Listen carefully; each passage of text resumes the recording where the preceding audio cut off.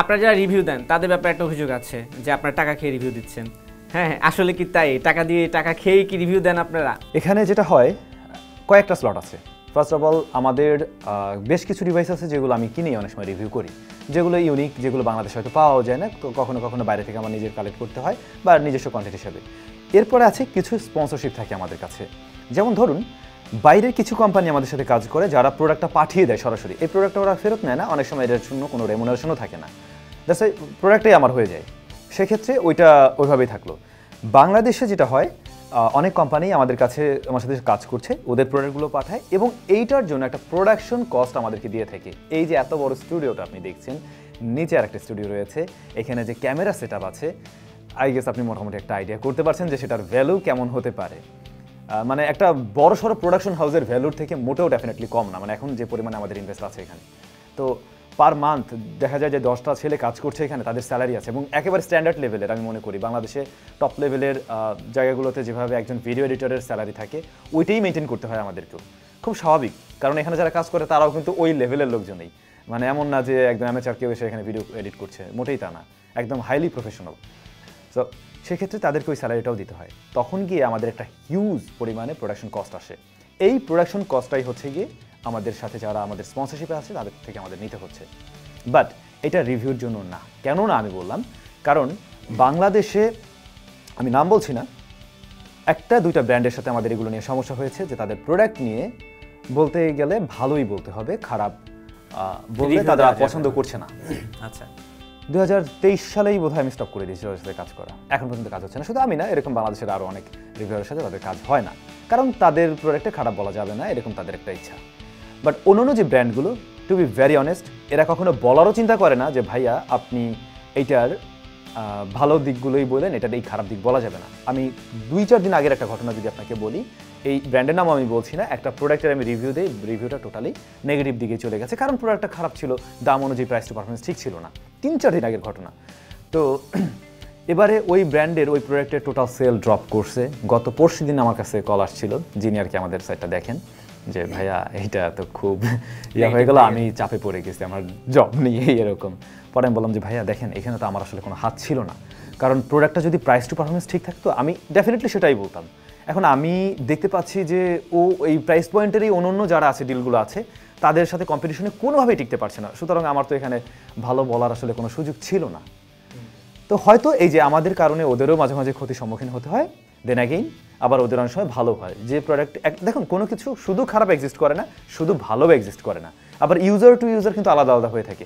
আপনার প্রায়োরিটি, আপনি ক্যামেরায় ভালো চান, ওনার প্রায়োরিটি উনি চাচ্ছে কি, ওনার হয়তো গেমিংয়ে ভালো থাকতে হবে, আইদার আর একজনের ব্যাটারি ভালো থাকতে হবে। এখন কোনো ফোনেরই একদম সব কিছু খারাপ হয় এমন তো না।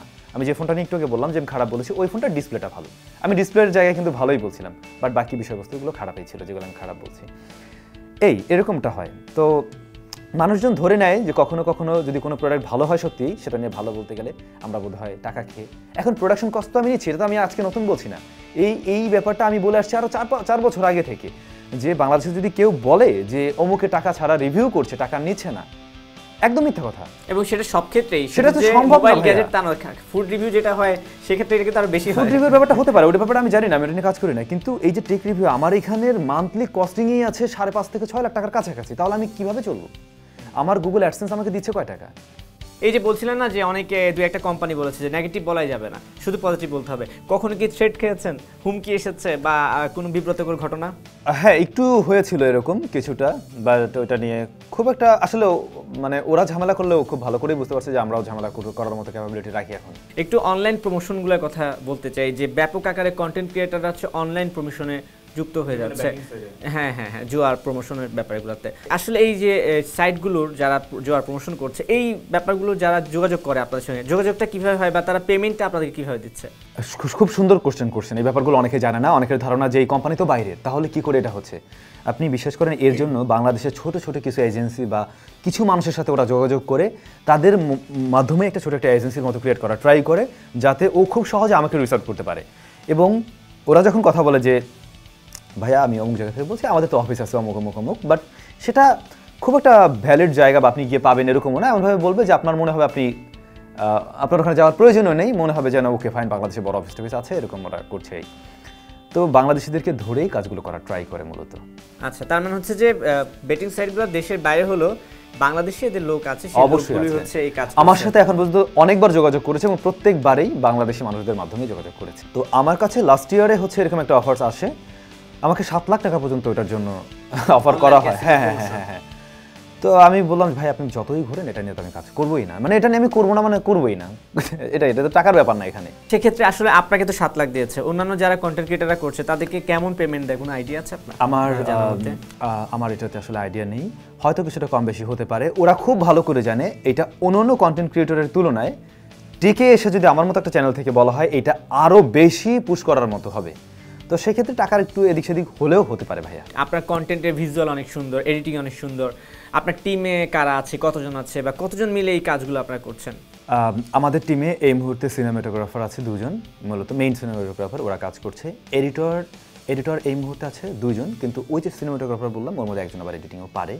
এছাড়াও আমাদের ছবি তোলার জন্য প্লাস বাইরের কিছু কাজের জন্য, তারপরে স্টুডিওর আমাদের কিছু হিসাবের ব্যাপার তো আছে, প্রোডাক্টগুলো আসলো গেল, এগুলোর জন্য লোক আছে, সব মিলে 11 জনের মতো আছে এখন।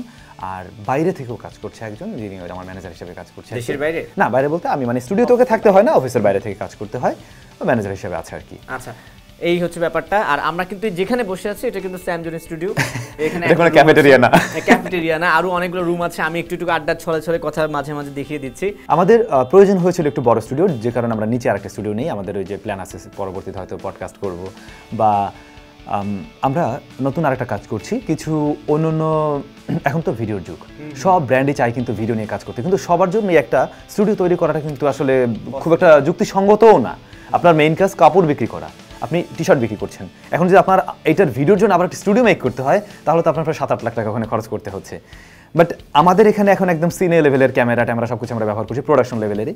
তো আমরা ওই নিচের স্টুডিওটা করছিলাম এই কারণেই যে আমরা একটা প্রোডাকশন হাউস হিসেবে ছোটোখাটো, যাতে এই ছোটো ছোটো কোম্পানিগুলোর যে ভিডিও এডিটিং বা ভিডিও এগুলো আমরা দিতে পারি, এই জন্য আমরা একটু জনবল নিচ্ছি আর কি। ওটা রিসেন্টলি আমরা শুরু করেছি। তার মানে হচ্ছে যে স্যামজন আরো আটঘাট বেঁধে নামছে, ভবিষ্যতে আরো বড় কিছু দেখা যাবে, তাই তো? হ্যাঁ, ইভেন আরেকটা ব্যাপার একটু শেয়ার করে রাখছি, আমরা স্যামজন একাডেমি নামে আমাদের একটা প্ল্যাটফর্ম আছে অলরেডি অনলাইনে, ওটা আন্ডার ডেভেলপড।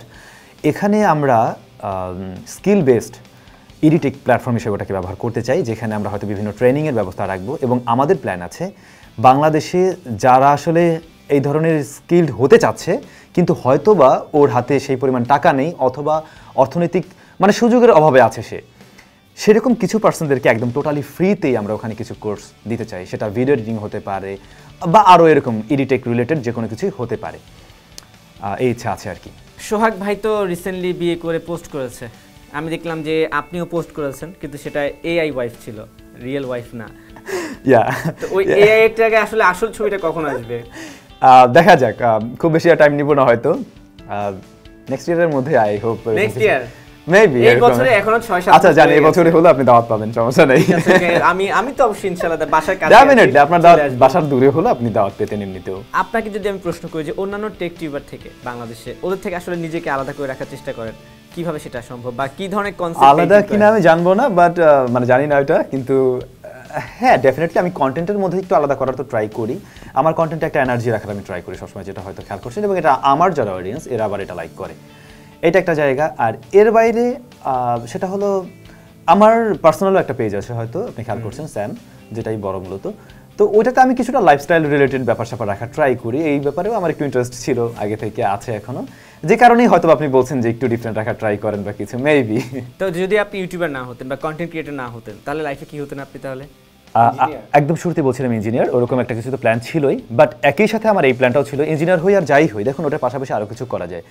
হয়তো আমার হ্যাঁ একসময় আমার মডেল হওয়ার ইচ্ছে ছিল, হয়তো আমি তখন এটাও ট্রাই করতাম। আবার টু বি ভেরি অনেস্ট, আমার একসময় নাটক, সিনেমা যেটাই বলেন না কেন, এগুলো তো আমার যাওয়ার ইচ্ছা ছিল না যে তা না। এখন কি আর নেই ভাই? এখন নেই আমি এটা বলবো না, এখনও আমার আছে, কিন্তু এখন হয়েছে কি একটা বার্ডেন আমার উপরে কিন্তু আছে। প্রতি মাস গেলে পরে আমাদের এই ছেলেগুলোর একটা এই মুহূর্তে আমার কাছে যে অফার নেই তা কিন্তু না, এই মুহূর্তে আমার কাছে টুকটাক অফার আছে, সেটা ওটিটি প্ল্যাটফর্ম হতে পারে বা বিভিন্ন জায়গায় এরকম যে চাইলে এরকম কিছু করা যায় করো, কিন্তু আমি না ওইটার জন্য যে টাইমটা দিব সেই টাইমটায় আমাকে আসলে ওই ভ্যালুটা আমি জানি না যে আসলে আমি এটা নিয়ে আসতে পারবো কিনা, কারণ ওইগুলোর জন্য অনেক টাইম দিতে হয়। তখন আমি আমার স্টুডিও প্লাস এটা মানে কন্টিনিউ করতে পারবো কিনা, যে আমি এদিকটা আরেকটু গুছিয়ে যদি নিতে পারি তখন হয়তো বা আমি ওদিকে আস্তে ধীরে চিন্তা ভাবনা আছে আর নাই, যে চিন্তা ভাবনা আছে মানে হচ্ছে স্যামজন কেন অনেক দেখা যেতে পারে ওই যে কি বলে হিরো থেকে না কি গায়ক থেকে নায়ক হয়ে যায়, টেক টিউবের থেকে নায়ক হয়ে যেতে পারে। যাই হোক অনেক নায়ক হতে হবে এমন না, বাট আমি একটা ব্যাপার একটু শেয়ার করতে চাই, যেটা আমার মনে হয় যে আপনার এই কন্টেন্টের মধ্যে দিয়ে আমার শেয়ার করা অবশ্যই উচিত। আমরা একটু আগে কোথায় ছিলাম, ওই যে ব্যাটিং সাইটগুলো, রাইট? এরকম আরেকটা বিষয় তৈরি হচ্ছে, বা আমার এই অনেক ভিডিও, নট অনলি মি, আরও অনেক কন্টেন্ট ক্রিয়েটর আছে, তাদের ভিডিও দিয়ে মিসলিডিং করা হয় মানুষের সাথে। যেটা হচ্ছে আমার রিসেন্ট টাইমে লাস্ট ইয়ারে আমি একটা ভিডিও মেক করছিলাম এরকম, যেখানে দেখা যায় যে বাংলাদেশে দেখবেন যে লোন অ্যাপ বলে অ্যাপ আছে, মানুষকে লোন দিচ্ছে এই ধরনের অ্যাপ। হ্যাঁ, এরকম। এইটা নিয়ে লাস্ট ইয়ারে আমি একটা ভিডিও মেক করছিলাম, এবং ভিডিও শুরুতে এরকম বলা হয়েছিল যে বাংলাদেশে এখন এই ধরনের অ্যাপ পাওয়া যাচ্ছে, যেখানে বলা হচ্ছে যে আপনি অ্যাপের মাধ্যমে লোন নিতে পারবেন, বাট এগুলো টোটালি স্ক্যাম। এই যে লাস্টে গিয়ে আমি এগুলো টোটালি স্ক্যাম বলছি, এই পর্যন্ত কেটে ফেলে আগের অংশটুকু রাখছে। তার মানে কি দাঁড়ালো, বাংলাদেশে এখন এই ধরনের অ্যাপ আছে যেটাতে লোন দেওয়া যায়। তারপরে আরেকজন ভয়েস ওভার দিয়ে রাখছে যে আমিও লোন পেয়ে গেছি, এই আপনারাও এখানে ইনভেস্ট করুন, আপনারাও পেয়ে যাবেন। এডিটিং, হ্যাঁ, এইটা করে বাংলাদেশের প্রচুর মানুষের টাকা পয়সা হাতিয়ে নিচ্ছে। আমি এটা নিয়ে 2-3 বার থানায় গিয়েছি, মামলা করেছি, আমার জিডের পেপার ওই যে আপনার পিছনে ওই পাশে আছে রাখা একটা ইয়াতে বক্সে। তো এগুলো করেও কয়েকদিন স্টপ থাকে, আবার নতুন নতুন করে শুরু হয়। শুধু এটুকুই না, ওরা আমাদের ইউটিউবের ভিডিওগুলোকে কাট করে নিয়ে মানুষজনদের সামনে মানে ওরা বুস্ট করে টোটালি এখন ইয়াতে, যে এরকম বুস্ট করে আপনারা প্রি অর্ডার করুন, মাত্র এত টাকায় প্রি অর্ডার করুন, আপনার ইয়েটা পেয়ে যাবেন 2-1 দিনের মধ্যে। মানুষজন প্রি অর্ডার করে দিচ্ছে, এরপর তার খবর নেই, পেজটি সব সহ গায়েব। কিন্তু ভয়েসটা আপনার, হ্যাঁ ভয়, কারণ ওটা আমার ভিডিও নিয়ে জাস্ট, কিন্তু মানুষ ভাবছে যে এটা আমি করছি। আমার অনেক ভিডিও নিয়েছি, দেখি তুই বাটপার, তুই এটা করছিস, তুই টাকা নিয়ে গেছিস লোন, মানে কিন্তু এগুলো থেকে আসলে মানে বাঁচার কি কোনো উপায় আছে আপনার কাছে? আমি সেটাই ফাউন্ড আউট করছি এখন ফাইনালি। আমরা তাহলে তো কথাও বলা যাবে না কয়েকদিন পর, দেখা যাবে যে আমি এখানে বলে গেলাম যে এই জিনিসটা খুব ভালো, দেখা যাবে এই লাইনটাই কেটে নিয়ে বলে দিল যে সময় টিভি সাংবাদিক বলেছে এটা ভালো, এক্স্যাক্টলি। তো ওটাই তো হচ্ছে ভাই অলরেডি, তাই না? এবং এক একটা ভিডিও, আমার ওই ভিডিওতে আমরা দেখলাম ওরা বুস্ট করে এক একটা ভিডিওতে এরকম 7 মিলিয়ন 9 মিলিয়ন করে। তো চিন্তা করেন 9 মিলিয়ন মানুষের মধ্যে যদি 100 জন মানুষও টাকা ইনভেস্ট করে, তাহলে তো ওর হয়ে গেল। যদি ধরুন বাংলাদেশে কোনো কারণে ইন্টারনেট অফ করে দেওয়া হলো, একদম 1 মাস নেট থাকবে না, সেই দিনগুলো আপনার কেমন হবে? সেই দিনগুলো আমার মনে হয় আমি আমার লাইফকে আসলে ওইভাবে এনজয় করছি না গত প্রায় 5 বছর ধরেই। আমার লাইফে জাস্ট এই স্টুডিও দেখছেন আর আমার কাজ, to be very honest. Even আমার বাসায়ও যাওয়া হয় না, প্লাস হচ্ছে গিয়ে আমার লাইফে আর অন্য কিছু নেই। আমাকে অনেকবার হয়তো দেশের বাইরে যেতে দেখেন, ওটা কিন্তু আমার কাজের জন্যই। এই ইউটিউব, আমি ঘুরতে যাচ্ছি না, আমার এই ইউটিউবের রিলেটেড কোনো কাজের জন্যই যেতে হচ্ছে। তো আমি মনে হয় ওই টাইমটা ওইভাবে একটু কাটাতাম। তবে এখন তো আবার ইয়া চলে আসছে স্টারলিংক, সেক্ষেত্রে মনে হয় ওইটা একটা সেট করে আবার কাজ শুরু করে দেবো। আচ্ছা ঠিক আছে, ওকে। একটু সোশ্যাল মিডিয়া সম্পর্কে আসতে চাই। বলেন যে চীনে গিয়েছিলেন, চীনে যখন সোশ্যাল মিডিয়াতে আমরা জানি যে ফেসবুক, ইউটিউব, গুগল বন্ধ থাকে, সেক্ষেত্রে আসলে ওই দেশের সোশ্যাল মিডিয়া কিভাবে চালাবে, কিভাবে চলছে? ওদের ওখানে খুবই কন্ট্রোলড, এবং যদি বলেন ফেসবুক, হোয়াটসঅ্যাপ প্লাস হচ্ছে ইউটিউব বা গুগলের সার্ভিস সোজা কথা, এগুলো আমরা ব্যবহার করতে পারি কিনা? হ্যাঁ, ট্যুরিস্টদের জন্য ওরা সেই ব্যবস্থাটা রেখেছে। ট্যুরিস্টদের জন্য আলাদা সিমই আছে, আপনি যদি ওই ধরনের সিম কেনেন তাহলে এগুলো অটোমেটিক চলবে। বাট এর বাইরেও সিস্টেম আছে, আপনি ওদের সিমই ব্যবহার করছেন, কিন্তু সেক্ষেত্রে আপনি ভিপিএন কিনে নিতে হবে। ফ্রি ভিপিএন না, অবশ্যই আপনাকে কিনে নিয়ে যেতে হবে, একটা পেইড ভিপিএন আপনাকে ব্যবহার করতে হবে, সেক্ষেত্রে চলবে। কিন্তু প্রপার স্পিডটা আর কি পাওয়া যায় না আমরা যেটা দেশ থেকে পাই। আমাদের দেশের সোশ্যাল মিডিয়াতে হিউজ পরিমাণে ব্যাড কমেন্টস আসে, ব্যাড রিয়েক্ট আসে, এগুলো নিয়ে কি বলবেন, বা এটাকে আসলে নিয়ন্ত্রণ করা যায় কিভাবে আপনার মনে হয়? ওদের ওখানের ব্যাপারটা খুবই অর্গানাইজড। ওরা যেমন টিকটক ব্যবহার করে অনেক, যেটা ওদের দেশে টিকটক নাম না, দোইন, যতদূর সম্ভব নাম দোইন মেবি, এটা ব্যবহার করে। ওদের আরও কিছু সোশ্যাল মিডিয়া প্ল্যাটফর্ম আছে যেগুলো ব্যবহার করে, তবে ডেফিনেটলি আমাদের দেশের মতো এরকম গার্বেজ মানুষজন ব্যবহার করে না। আমি এইভাবে বললাম, আমি সবাইকে বলছি না, কিছু মানুষ আছে যারা দেখবেন যে ফেসবুক তাদের আসলে ফেসবুক ব্যবহার করার জন্য নীতিমালা দেওয়া উচিত ছিল, যে তুমি অন্তত এইটুক মানে এডুকেশনাল ব্যাকগ্রাউন্ড না থাকলে তুমি চালাতে পারবা না। আমার মনে হয় তাহলে এই ধরনের কমেন্ট আসতো না। আপনার কাছে কি মনে হয় যে যারা গালিগালাজ করছে এরা মানে পড়ালেখা না করেই গালিগালাজ করছে? আমার কাছে মনে হয় ভাই, হ্যাঁ আমার যেটা মনে হয় সুশিক্ষার অভাব আছে আসলে, সত্যি কথা। আমি আমার ওই জায়গাটা কারেকশন করছি, সুশিক্ষা হওয়া উচিত। যে জিনিসটার বড়ই অভাব বাংলাদেশে, সত্যি কথা যেটা, এটা আমি শুধুমাত্র অন্যদেরকে বলছি না, এই দায়ভার আমিও নিচ্ছি, যে অনেক বিষয় আছে আমি নিজেও নিতে পারি না, আমরা একটুতেই হাইপার হয়ে যাই। আমরা জানি না যে আমার একটা মুখের ওয়ার্ড আরেকজনকে মানে কতটুকু কষ্ট দিচ্ছে। খালি বলছি, কোনো কারণ নেই। আমি ফোনে না এভাবে বলিউড বের করে দেখছি, বাট আমি আমাদের দেশের যদি কিঞ্চিত কিছু দেখি, সেটা নিয়ে আমাদের আর মানে খালি বাট তার আগে আমি কিন্তু ওটাই করবো। সেক্ষেত্রে মনে হয় পাঠ্যসূচিতে যদি একটু সোশ্যাল মিডিয়া এডুকেশন টাইপের কিছু রাখা যায় তাহলে মনে হয় এগুলো থেকে আসলে দেখেন বাইরের কান্ট্রিতে ক্লাস 4 এর বাচ্চা শিখছে যে কিভাবে এআই ব্যবহার করতে হয়। একটা এআই না, সব ধরনের এআইগুলো কোন ভাবে ব্যবহার করতে হয়। আর সেখানে বাংলাদেশে আমরা শিখছি এখনো ক্লাস 9-10 এ পড়া অবস্থায় কিভাবে ওই লাইট জ্বলবে, মানে সায়েন্স ফেয়ারগুলোতে যেগুলো শেখানো হয় ওই লাইট জ্বলবে, কিভাবে এই গাড়িটা চলতে পারে, আইদার রাস্তায় যখন একটা চলে যাবে, কি বলে, গাড়ি চলে গেলে অটোমেটিক রিজেনারেট করতে পারে। হ্যাঁ, এটা একটু আপার লেভেলের, তারপরও এগুলো আমার কাছে মনে হয় অনেক ব্যাকডেটেড জিনিস। এইগুলো থেকে বেরিয়ে এসে এখন আপগ্রেডেড কিছু শেখা উচিত ভাই। শেষ আপনাকে একটা মজার প্রশ্ন করবো, আমি প্রশ্নটা আপনার জন্য রেখেছি। হ্যাঁ, এটা হচ্ছে এআই আমাকে প্রশ্ন করেছে। আমি বলেছিলাম যে স্যামজনকে আমি একটা আইকিউ টেস্ট করতে চাই, কি প্রশ্ন দেবে? তখন সে আমাকে বলেছিল ওকে প্রশ্ন করবে যে 2 বাবার 2 ছেলে সবাই মিলে 3 জন কিভাবে সম্ভব। এটা এআই এর প্রশ্ন, দায়ভার আমার না। 2 বাবার 2 ছেলে সবাই মিলে 3 জন, এটা কিভাবে সম্ভব? উত্তরটা দেন। 2 বাবার 2 ছেলে, 2 বাবার 2 ছেলে, হ্যাঁ, সবাই মিলে 3 জন কিভাবে সম্ভব? এ তো খুবই অদ্ভুত কোশ্চেন। 2 বাবার 2 ছেলে, 2 বাবার 2 ছেলে, তারা মোট 3 জন, এটা কিভাবে সম্ভব? প্রশ্নটা আমার না, দায়ভার আমার কাছে নিচ্ছি না। এআই বলেছে আপনার আইকিউ টেস্ট করতে। এবার মনে হয় আমি ফেল মারবো এখানে। না, একদম সহজ উত্তর। তাই না? উত্তর একদম সহজ। 2 বাবার 2 ছেলে, মোট মিলে 3 জন, কিভাবে সম্ভব? অকল্পনীয়, অবাস্তব কোনো প্রশ্ন নয়। না, সেটা বাস্তব। হ্যাঁ, হয়তো বা আমি ধরতে পারছি না আর কি, এরকম কিছুই। 2 বাবার 2 ছেলে, কিন্তু তারা 3 জন। আপনার ভাই বোন কয়জন? 3 ভাই বোন, মানে আমার ওইখানে 3। আচ্ছা, 3 ভাই বোন। হ্যাঁ, আচ্ছা। 2 বাবার, এখানে কি নামটা কোনো নাম না, উত্তরটাই দেওয়া আছে। 2 বাবার 2 ছেলে, কিন্তু তারা 3 জন, কিভাবে সম্ভব? মানে 2 বাবার 2 ছেলে, বাট সব মিলে 3 জন, তারাই তো? হ্যাঁ। এটা আমি ধরতে পারলাম না ভাই। একদম সহজ।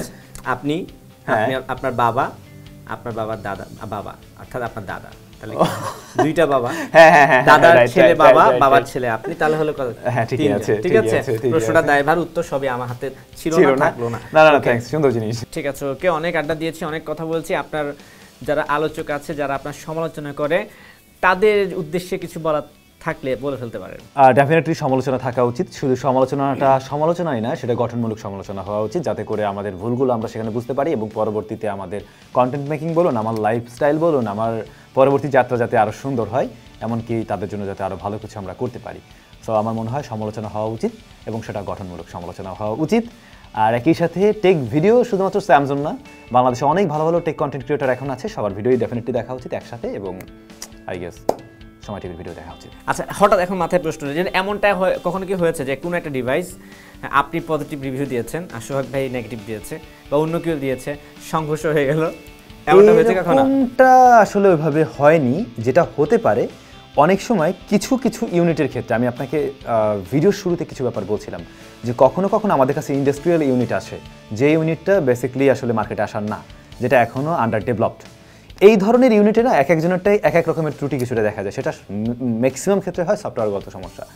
কখনো দেখা যায় আমারটা একটা সমস্যা দিচ্ছে, তো আরেকজনেরটা আরেকটা সমস্যা পাওয়া যায়।